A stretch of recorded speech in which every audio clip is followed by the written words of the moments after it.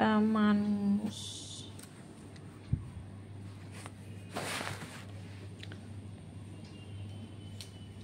কখন সংসার ছেড়ে দেয়, কখন সংসার থেকে বেরিয়ে যায়, যে যখন তার সংসারে খুব বিতৃষ্ণা হয় তখন চলে যায়।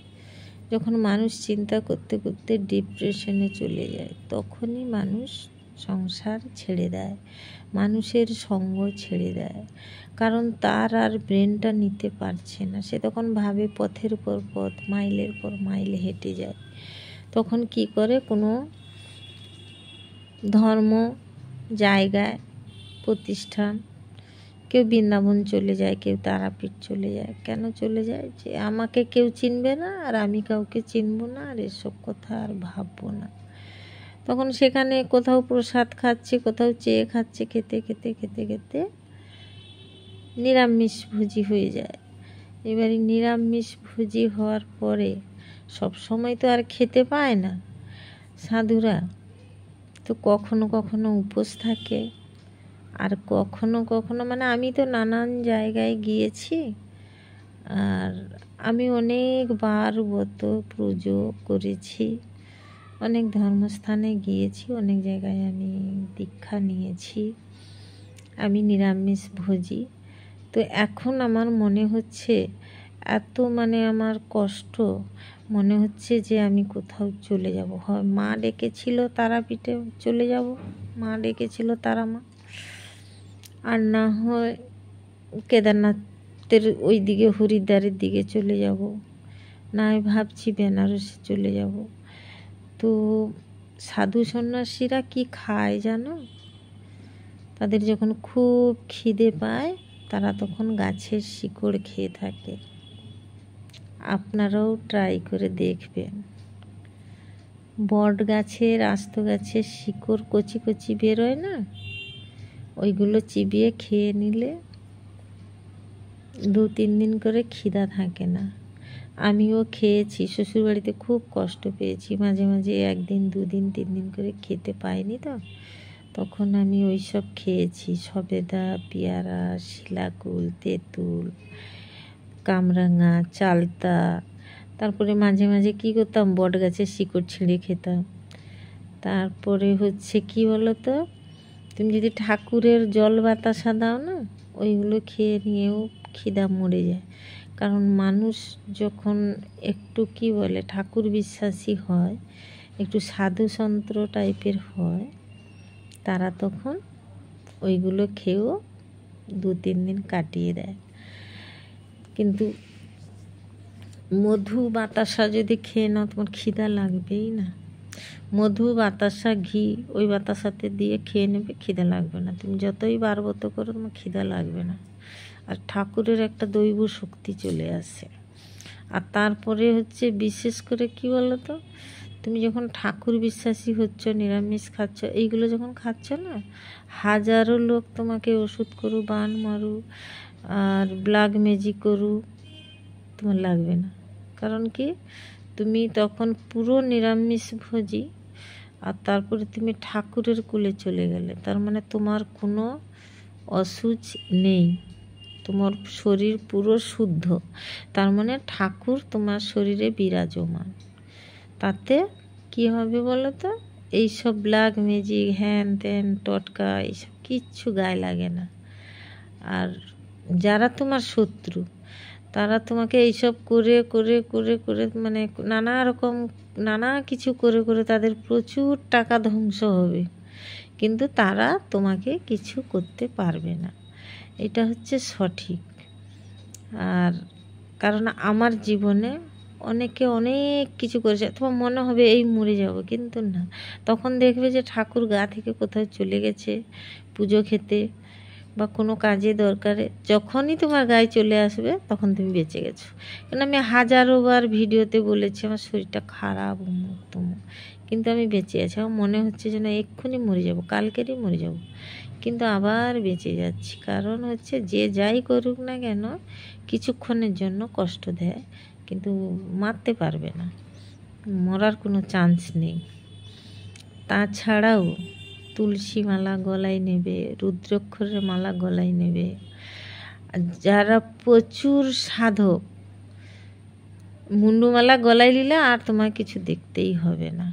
কিন্তু তবুও আমি সব ঠাকুরকে বিশ্বাস করি, মানি, সব ঠাকুরকে প্রণাম করি, সব ঠাকুরের প্রসাদ খাই, সবাইয়ের কাছে যাওয়ার জন্য চেষ্টা করি।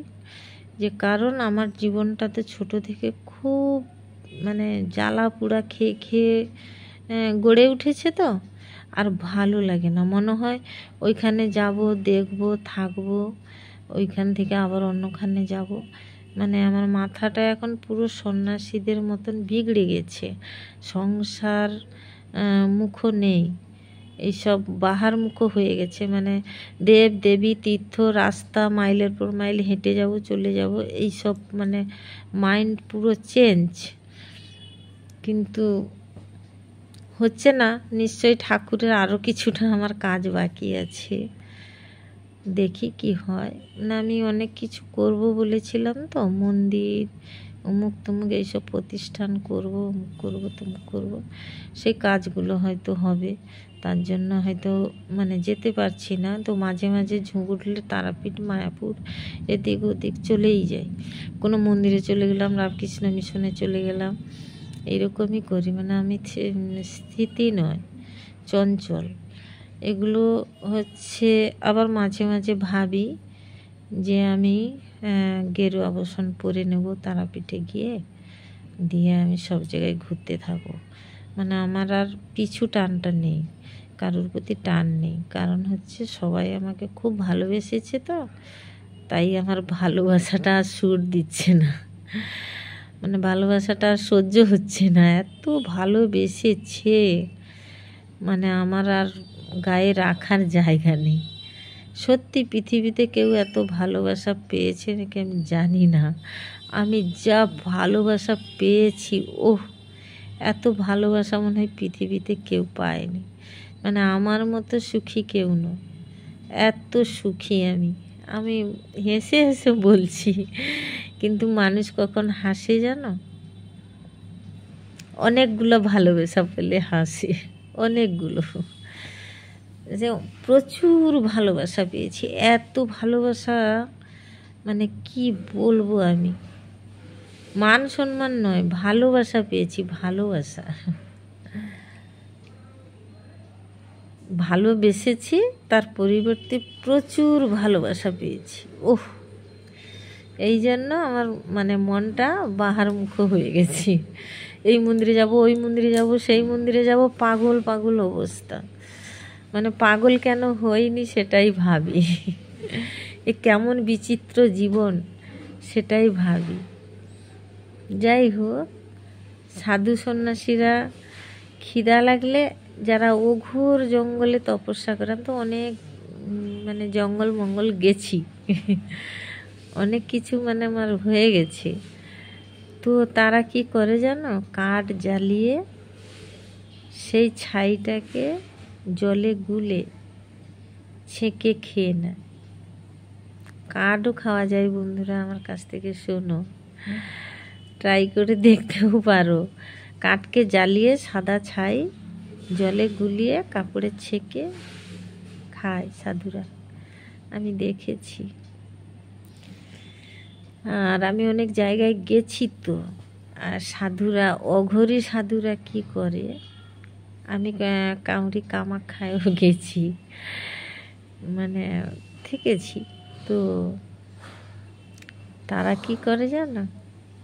মানে অঘরী সাধু যারা, তারা শ্মশানে মানুষ পুড়িয়ে দিয়ে আসে। অনেকের বাড়িতে লোকজন তো চলে আসে, আর সেগুলো হচ্ছে বেনারসের ঘাটে টাটে ওই রকমই হয়। আগুন ধরে দিল, ধরে গেল, যে যার স্নান টান করে চলে গেল।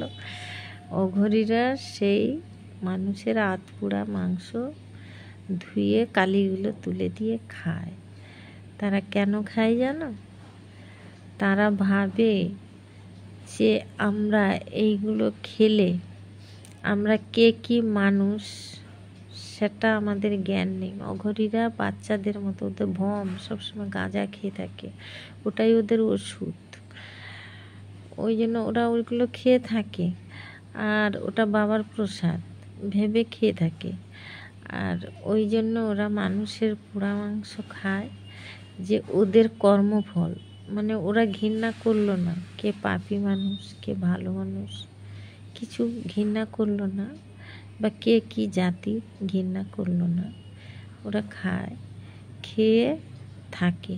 কারণ সাধুদের কে খুঁজে খুঁজে খাবার দিতে যায়? কেউ তো যায় না। সাধুদের তো চাকরি নেই, সাধুরা তো টাকা ইনকাম করে না, তারা পারে না, তাই বলে তো ঘর থেকে বেরিয়ে গেছে, মানে বিতৃষ্ণা হয়ে মাথা খারাপ হয়ে বেরিয়ে গেছে, তাই ওইগুলো খায়। আবার যারা অঘোর জঙ্গলে যারা নিরামিষ সন্ন্যাসী, ভোলে বাবার মানে সন্ন্যাসী, তারা কি করে অঘোর জঙ্গলের ফল তুলে খায়, নানা রকম জঙ্গলি ফল তুলে খায়, জল খায়, কাঠ জাল দেয়, মানে আগুন লাগায়, লাগিয়ে গা সেঁকে, গায়ে তো বস্ত্র থাকে না, তো সেই প্রচুর খিদা পেলে আমরা যেরকম কি করি চিনি দিয়ে শরবত করে খাই, তো ওরা কি করে, ওরা ওই ছাইটাকে জলে ভিজিয়ে ছেঁকে,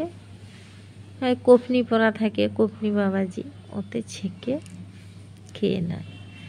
তো সাধুদের বেশি খিদে লাগে না।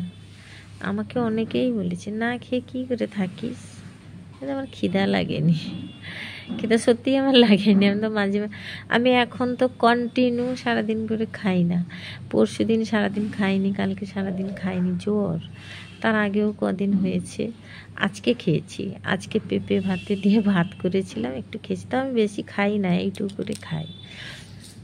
তো যারা সাধু হয়, যারা একটা মানে কি ওই দিকে মানে লিপ্ত হয়ে যায় বা ভ্রম হয়ে যায়, তাদের খিদা আর কি কাজ আর মানে কি করছে এতটা এনার্জি থাকে না। তো আমার আস্তে আস্তে করে এনার্জি লস হয়ে যাচ্ছে, এখন করে দেখছি আমি ভিডিও বানাতে পারছি না। আগে কত বানাতাম, সারাদিনে 20-30টা করে বানাতাম, 10টা 5টা, এখন তো বানাতেই পারি না। তো মেমোরি পরে পরে লস হচ্ছে, কোথায় যে আমার বাস আর কোথায় আমার ঠিকানা আমি জানি না। যতদিন আছি আপনাদের সঙ্গে কথা বলছি, বন্ধুরাও আমার ভিডিও দেখছে, মানে এগুলো সব কিছুই করছি, এগুলো হচ্ছে আমার ভালো লাগার জন্য। শরীর খারাপ হয়েছিল, খুব মাথা খারাপ হয়েছিল, তারপরে ঠাকুরের বাচ্চা, ঠাকুর যখন নিয়ে যাবে, মাঝে মাঝে খুব অসুস্থ হয়েছে, ডাক্তারের কাছে যাব, তারপরে কোনো ক্রমে যাওয়া হচ্ছে না, হয়তো ঠাকুরের লীলা, যেতে দিচ্ছে না, সেই ঠিক করবে। সব কিছু ঠিক হয়ে গেল, সব হয়ে গেল, ছেলে অ্যাক্সিডেন্ট করলো, ছেলের তালকোড়াতে গলা কেটে গেল, টিকিট ক্যান্সেল, যাওয়া হলো না। দেখা যাক কত বিপদ আসে, কি ব্যাপার, কি চলছে আমার ভাগ্যে, ঠাকুর কি করে ঠিক রাখে, কি বেঠিক রাখে, এসব ঠাকুরের মানে ব্যাপার, ঈশ্বরের ব্যাপার, ঈশ্বর যেভাবে রাখে। আমি এতটাই ঠাকুর পাগল না, এতটাই তীর্থধাম পাগল, আজকে সারাদিন শুধু কৈলাস দেখলাম, মানে অনেক অনেক তীর্থ জায়গা দেখলাম। আমি দেখি, এইসবই দেখতে থাকি, কারণ আমার এগুলোই ভালো লাগে। পাহাড় তো খুব ভালো লাগে, আর পাহাড়ে ওই যে আকাশি মেঘ, সাদা বরফ জমে আছে, এগুলো আমার খুব পছন্দ।